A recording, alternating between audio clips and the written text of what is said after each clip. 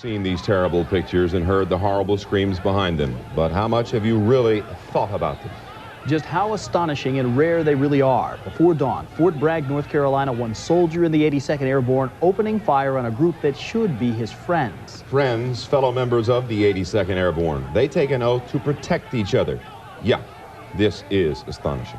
When the smoke cleared, one soldier dead, 20 soldiers wounded, one soldier arrested. It is 11 o'clock. I'm Dean Phillips. And I'm Art Edwards, and this is NCN Nonstop News at 11 o'clock.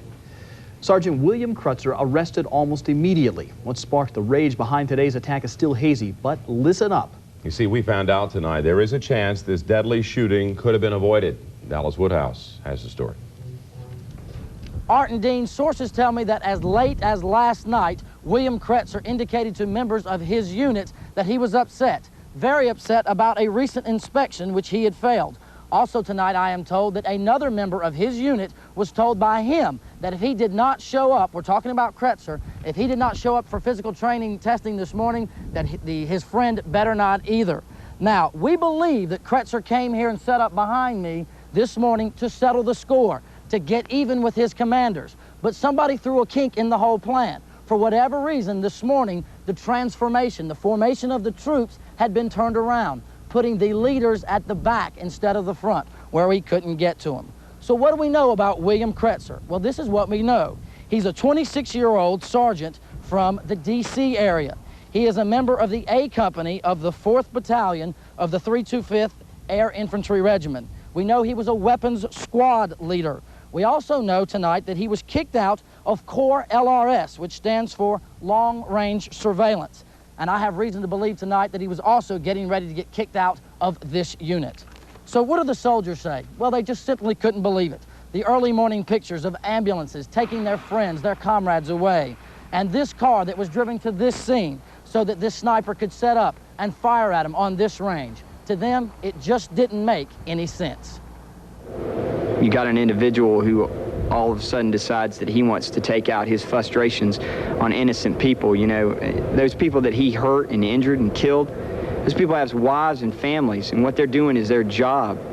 They didn't do that to probably hurt him or incite him to do anything. He just decided to do that on his own, and yeah, that hurts.